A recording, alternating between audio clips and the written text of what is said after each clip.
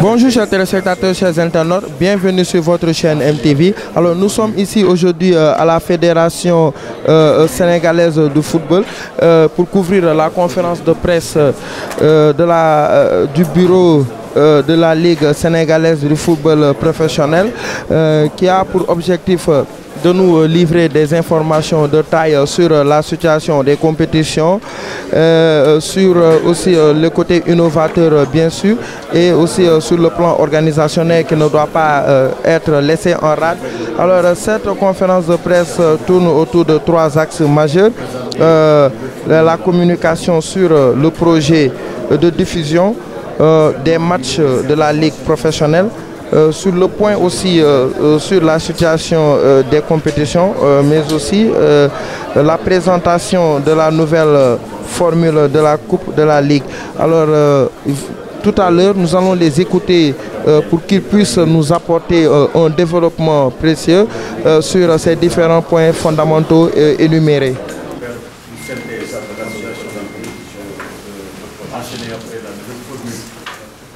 Mais comme vous le savez, concernant il y a un projet de digitalisation.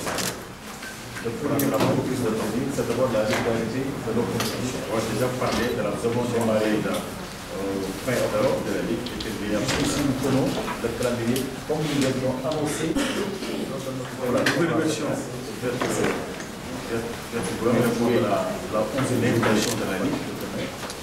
Pour faire le point sur terminer l'association des 5 journées qui restent, vous présenter la phase de la Coupe de la Ligue, et encore à l'étape de projet de l'OTC, et on peut vraiment vous livrer des informations concernant toujours le projet de réalisé par le PME. On viendra depuis 4 ans maintenant, on a le moyen parfaitement chargé, parce que nous en sommes à ce qu'il est bon que nous avons. La contrainte majeure championnat avait travaillé la gestion de la planification de nos compétitions. C'était le Sénégal, vice-président, mais cette année, pour le gouvernement, on s'est présenté la grande commission d'harmonisation du calendrier général. Mais comme vous le savez, concernant l'ensemble, il y a sur la point essentielle. Au point que là, le Sénégal, il y a des premiers points qui démarré, c'est d'abord la mois d'année, le mois d'avril. Cette année, vous avez vu, nous avons démarré un moment fin octobre pour le démarrage des années. Je suis ici, nous tenons le démarrage de 15 et 16. C'est-à-dire qu'on a fait le supplément de la certification. Et dans le budget, la 11e journée, clairement, le respect, justement, c'est poursuivre. Donc, c'est terminé pour ces 5 journées qui restent pour boucler la phase aller. On se déroule confrontant excellente condition. Et à ce niveau, là, le Sénégal avait déjà pris de jouer les deuxièmes jours et les quatrièmes. Vous ne maîtrisez pas le crédit. On viendra du 4 ans maintenant. Les 16e et 4e et ainsi. Ça passe à l'élément déjà. Et à notre niveau, la contrainte majeure que la Ligue de la gestion avait concernant la gestion de la planification de c'était la Coupe du Sénégal. On a dit si le résultat pour tenir l'année d'avant. C'est au niveau de cette année pour le moment, constaté que la détermination de l'organisation des chiffres du calendrier général de la compétition a parfaitement calibré l'ensemble de compétitions sur la d'entrée pays. Au point que là, le Sénégal, jadis, démarré cette année au mois de mai, déjà au mois d'avril. Cette année, vous avez vu, on est pratiquement 5 mois en termes de valeur au démarrage des années précédentes. Pour démarrer le 15 et le 16 jusqu'à la 10e journée, c'est beaucoup plus fréquent que la même période de l'année dernière. Et ce dirigé par la qui a particulièrement au respect de bien certainement également fait que pour procéder à la professionnalisation, qu'il y a un bloqué les diffusions se dérouler dans d'excellentes conditions. À ce niveau-là, le Sénégal a déjà prévu dans les jouets, les deuxièmes et les quatrièmes, et les deuxièmes mercredis pour les champs de la popularité, les deuxièmes les 16e en février, et la corrélation jusqu'à la finale du mois de juin. La compagnie déjà, à notre niveau de maladie, ça nous allège les entrées de la gestion notamment 80 à 85%. Également, c'est le premier point qu'il faut enchaîner. Le deuxième point qu'il faut retenir, c'est au niveau de la popularité de nos matchs. L'année dernière, on vous a annoncé des chiffres qui ont eu lieu. Le nombre de spectateurs qui était à 227 d'entrée payante. D'entrée payante pour nous, selon ça. Cette année, on est déjà des incidents au niveau de la marche. Le changement du règlement du poids administratif déjà en niveau, jusqu'à la 10e journée, que sont également fréquentes recommandations de la même période de l'année. Le bureau de la Ligue, c'est dû à avoir nous extrêmement sérieux sur cette niveau du jeu, certainement. Bien certainement également au projet de digitalisation qui a bloqué les décisions gratuites uniquement. Il faut le permettre finalement. Et c'est des groupes qui sont dans la région d'aller dans les départements. C'est peut-être une explication. Souvent des pour retenir du point de vue de la voie de la lumière, ça veut dire que les quatre emplois de la corrélation entre eux et malheureusement la capacité des États. Et à ce niveau-là, la fête aujourd'hui des engrais, il y a véritablement, c'est d'abord à 85% de la prévention à ce niveau-là. On est pas plus que la troisième ici dans cette salle, la troisième problématique avec le commissaire de ça, c'est ces incidents qui ont eu lieu. Les représentants de la profession depuis les certaines dispositions concernant les incidents en marche, les dispositions de réalisation, les changements du règlement validés maintenant déjà en long à partir de premier aspect. L'enjeu c'est également les recommandations du bureau. Les bureaux de la Ligue, elle a des mesures extrêmement sérieuses sur cette question. Que les faits de violence dans nos salles constatés pour certains clubs uniquement, ça il faut quand même le dire. Et c'est des clubs qui sont dans la région de Dakar, dans les 4 départements. C'est le Jaraaf qui concerne, c'est souvent Pikine, c'est souvent Guédiawaye ou bien FC. Ça tourne autour des 4 équipes de la région de Dakar qui jouent entre eux et malheureusement qui ont souvent source de violence. Et à ce niveau-là, la Ligue est totalement intransigeante. D'abord, c'est d'abord la prévention. Puisque hier, une réunion a été organisée ici dans cette salle avec le commissaire d'Embassar, le lieutenant de la police de Guédiawaye, des représentants de Guédiawaye, des représentants de l'ASP et des représentants de la Ligue, pour harmoniser justement sur les conditions d'organisation du match contre Guédiawaye, les dispositions sécuritaires à prendre et les dispositions d'organisation à prendre. Valider maintenant sur un procès verbal. Parce que l'enjeu sécuritaire est majeur et populaire pour ce match. Et la Ligue est totalement intransigeante à ces décisions. Il y a 8 poules de 4. 8 poules de 4. Maintenant, la composition des poules a été faite sur la base des critères géographiques pour faciliter les déplacements des équipes. Également pour des raisons de budget. Parce que si tu veux toujours demander à un club enseignant de faire des déplacements du Casa Sport pour jouer également à Dakar, demander à Casa Sport également de prendre ses humains, venir à Kaolack, après à Dakar, ça risque d'être difficile pour le club. Donc l'option que le bureau a pris, c'est de le faire par axe, par axe géographique. Donc on a l'axe sud qui est composé de Casa Sport, du Saloum, de Kaffrine et Samaï. L'axe centre, Diamono, Sonacos, Bambey et Sadougou. L'axe également centre, Diambar, Général Joukout, Amitié et Sélex, au niveau de pratiquement dans la région de Thiès. L'axe nord, Liguer, Namou, Thiès FC et Walida. Au niveau de Dakar, il y a eu beaucoup de clubs de Dakar, Wakam, Dakar Sénégal, et RSIO. La poule F, la Douane, Cambérène, Lusitana et LGB. La poule G, Gorée, Oslo, HLM, Guédiawaye, Football Club. Et la poule H, Technique FC, Pikine, Yara et Agédo. Les compétitions vont démarrer le 1er mercredi du mois de février, le 5 février. Ce qu'on a retenu, pour le résumer, c'est le premier et le troisième mercredi pour jouer la Coupe de la Ligue au niveau du Rhin. Il y aura pas de chevauchement avec la Coupe du Sénégal qui est prévu le deuxième mercredi de chaque mois, étalé sur toute l'année. Donc la diffusion en streaming des matchs de Ligue 1. Comme vous le savez, cette année, l'une des grandes innovations de la Ligue a été donc, ce projet de digitalisation pour la diffusion en streaming des matchs. Donc, aujourd'hui, nous venons de boucler 10 journées. Et au cours de ces 10 journées, un certain nombre de matchs a été diffusé. Et aujourd'hui, nous allons entamer une autre phase. Cette phase, nous l'avions considérée comme une phase test. Une phase test pour permettre de maîtriser les différents problèmes qu'on aurait pu rencontrer pour ce projet qu'on appelle un projet complexe, parce que c'est un projet qui fait intervenir beaucoup d'acteurs. Comme vous le savez, l'avenir était la digitalisation. Et la Ligue n'a pas voulu être en reste par rapport à cela. C'est pourquoi cette année, après validation du conseil d'administration et du bureau, aujourd'hui, un certain nombre d'actions a été lancé. On appelle un cahier d'appel d'offres, des sociétés submissionnaires, et un choix a été fait sur des sports et BuzzPro, que nous remercions au passage pour leur accompagnement et pour la somme d'efforts qu'ils ont fournis pour permettre à ce projet-là de se matérialiser. Donc, au jour d'aujourd'hui, nous avons diffusé 45 matchs. Et sur ces 45 matchs, je laisserai au chef de projet, Agaf, de revenir un peu en détail sur les caractéristiques. Nous avions voulu avoir une phase test sur ces 10 journées, ce qui a été fait. Et aujourd'hui, la grande annonce que nous voulions faire, c'est simplement les décisions majeures que le bureau de la Ligue a prises.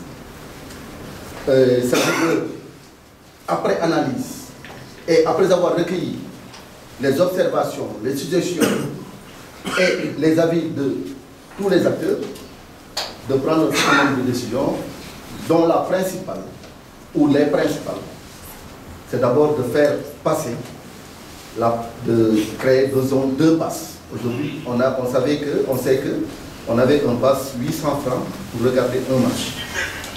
Donc aujourd'hui, nous allons faire ce qu'on appelle, à partir de la 12e journée, ce qu'on appelle le pass journée et le pass saison.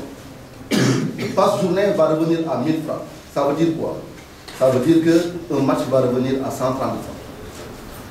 Le pass saison va revenir à 10 000 francs. Et ça, c'est au plan national. Pour la diaspora, le pass journée ne change pas. C'est toujours à 3,99 €. Et le pass saison est à 20 €. Qu'est-ce que cela veut dire? Cela veut dire qu'avec 1000 francs, vous avez la possibilité de regarder les 8 matchs que nous allons diffuser. Parce que l'autre grande décision, c'est qu'aujourd'hui, tous les matchs de Ligue 1 seront diffusés. Les 8 matchs de Ligue 1 seront diffusés. Donc voilà les deux principales décisions. Tous les matchs de Ligue 1 seront diffusés et il y aura un pass journée que vous pouvez acheter à 1000 francs, donc le match revient à 130 francs. Un pass saison à 10 000 francs, donc la journée te revient, pour le restant des journées, la journée te revient à 500 francs. Donc voilà les deux principales décisions. Donc ce projet, je pense comme on l'a souligné, Apply, incarne un peu plus la vision qu'on a de ce championnat, qu'on veut faire plus professionnel, qu'on veut faire plus compétitif et permettre vraiment d'insister sur qu'on veut faire autosuffisant. C'est-à-dire que ce championnat puisse par elle-même, vraiment soutenir l'effort des clubs professionnels. Donc ça va engendrer toute cette compétitivité qu'on veut, tout ce professionnalisme qu'on attend de ce projet. C'est vrai, nous avons entendu les préoccupations des gens. Je pense que nous les prenons très au sérieux. Il y a eu beaucoup de commentaires, parce que le football, c'est une passion nationale et notre engagement ici pour son succès est vraiment quelque chose qui nous tient à cœur. Que nous tous, nous avons parcouru tous ces critiques qu'on a eues à gauche, à droite, sur le net, partout, en face à face, individuellement, qu'on peut résumer en fait sur une perception un peu, disons, de façon globale négative sur l'initiative, des commentaires, voilà, des suggestions même de revoir la stratégie, ceci, cela. Voilà. C'est juste pour vous dire que ces commentaires-là sont pris en compte. Je pense que ce que Ablaye vient d'annoncer en fait partie. Je pense que c'était des préoccupations des gens et sur lesquelles nous apportons des réponses. Je ne vais pas peut-être aller en détail sur tous ces commentaires, mais c'est juste pour vous dire en majorité sur le modèle que les gens jugent prématuré. Bon. Que la diffusion, par exemple, les demandes de diffusion gratuite, parce que c'est ce que les gens avaient l'habitude de faire, ils veulent continuer à jouir de ça. Je pense que c'est les critiques sur la qualité technique. Je pense que ce sont, je peux dire globalement, les critiques que nous avons reçues le plus souvent. Donc, il est impératif pour nous, je pense que de répondre à ces critiques pour montrer que c'est vraiment pris en compte pour ajuster tout ce qui a ajusté sur ce projet-là. Mais aujourd'hui, je pense que certaines réponses ont été amenées par M. Ablaye, mais je vais dans un premier temps peut-être focaliser un peu plus sur l'aspect technique et vous parler un peu de peut-être les indicateurs de performance de ce projet. Parce que je pense que c'est là où, pour répondre surtout pour répondre plus aux critiques de la qualité technique de la diffusion, il faut regarder d'où est-ce qu'on vient. Je pense que ce projet, il a expliqué, on l'a mis en place je pense que sur une période de 2 à 3 mois. Je pense que c'était un projet qui était là depuis, bon, voilà, qu'on a discuté depuis longtemps, mais à partir de, je pense que 3 mois, sur 2 mois, on a vraiment travaillé jour et nuit pour essayer de le mettre en place. Oui, sur lequel, avec le processus qui a été transparent, on a choisi des acteurs qui ont montré la valeur ajoutée qu'ils peuvent amener sur ce projet-là. On les a sélectionnés, on a commencé à travailler. Donc, on n'est pas dans le statu quo. Je pense que cette ligue, vous pouvez remarquer ça, que le statu quo, on est là pour vraiment le défier. Donc, et sur ça, on a commencé donc les premières diffusions et je pense que c'est là où on a eu peut-être la majeure partie des critiques sur la diffusion, les pannes, les trucs, ainsi de suite, la qualité. Donc ça, c'est des choses dès le début qu'on a tous noté, qu'on a évalué et sur lesquelles on a retravaillé. Et si vous regardez au fur et à mesure, donc à partir de là, je pense que les incidents qu'on a eu, on l'a eu sur la 2e et 3e journée. Et après, presque plus rien, jusqu'à la dernière qui était la 9e journée. D'accord, 9e journée, je pense sur le match décalé, sur lequel aussi on a eu un incident. Donc, ne vous inquiétez pas que tous ces incidents-là sont pris très au sérieux et que nous, on travaille d'arrache-pied pour que cette diffusion soit fluide pour nos spectateurs. Nous avons aussi mesuré et monitoré les temps de coupure, donc sur lequel on établissait, donc si on regarde en termes d'incidents, donc sur ce qu'on appelle le downtime sur les 10 matchs, c'est sur 4725 minutes de direct, on a eu 96 minutes de downtime, c'est-à-dire environ 2,3% de perte de direct. D'accord? La disponibilité du signal, je pense que vous pouvez tous le constater. Je pense qu'il était de 99%. D'accord? Le temps moyen qu'on avait entre deux pannes, je pense qu'à part la 2e et 3e journée, je pense qu'on a eu, par exemple, en moyenne, c'est une panne, un match sur 10. Un match sur 10, à peu près. Et le temps aussi qu'on met sur la résolution technique, je pense que c'est là peut-être qu'on a des éléments d'amélioration à mettre en place. C'est-à-dire que lorsqu'on a un problème, le temps qu'on met, actuellement, il est de 10 minutes, alors que l'objectif est dans les cahiers de charge, c'est moins de 5 minutes. Aussi, en termes de capacité et de bande passante, je pense que ça aussi c'est un élément important sur lequel qui reflète sur la fluidité qu'il n'y ait pas de de buffer. Quand ça tourne, c'est fluide. Il n'y a pas d'arrêt, il n'y a pas de truc. Je pense que sur cette partie-là aussi, on est vraiment très satisfait. La qualité, on fait sur du HD. Donc je pense que les diffusions qu'on a au minimum, c'est du HD. Et il y a même un match, si je me rappelle bien, on a diffusé en UHD. Donc vraiment de très bonne qualité. Mais aussi, toutes ces mesures, cette diffusion dépendent aussi de plein de paramètres comme le stade, là où le stade, la qualité du signal, les infrastructures qu'on a là-bas, vraiment pour pouvoir faire. Mais le minimum actuellement, c'est tous les matchs sont diffusés en HD. Donc ce qui fait un minimum avec un minimum flux de 10 mégabits par seconde.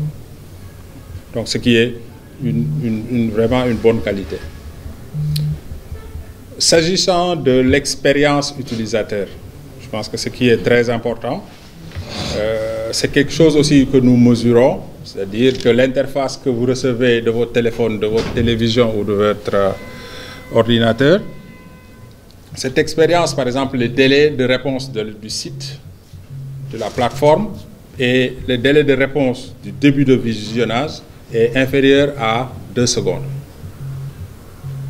Inférieur à 2 secondes. Lorsque vous cliquez pour que le match arrive, c'est inférieur dans les statistiques qui sont revenues, c'est inférieur à 2 secondes, ce qui est excellent. Je parle aussi du taux de buffering, c'est-à-dire le truc qui tourne avant que ça, quand le match, on n'a pas presque pas. Donc c'est inférieur à, c'est presque du 0 quoi, inférieur à 1%. Donc la latence aussi, c'est-à-dire que la latence, c'est quelque chose aussi qui est très important. C'est-à-dire le direct, celui qui est au stade et celui qui est à la maison, c'est le décalage. C'est-à-dire que quand le match commence physiquement et celui qui est au stade, ce délai est actuellement de 30 secondes. Et nous, Canal a plus. Canal a 1 minute 2, il peut aller jusqu'à 5. Notre objectif, c'est d'aller à 10 secondes. Au moins, de façon locale. Parce que quand ça va dans l'international, peut-être, on pourra, avec toute la technologie qui est mise en place, ça peut prendre du temps. Mais ce paramètre-là, ce paramètre de latence est très important, surtout pour les over-top players, c'est-à-dire ceux qui vont peut-être l'utiliser pour d'autres fins, à savoir les jeux des autres trucs. Donc c'est important que le direct soit vraiment, ce temps de latence soit minimal.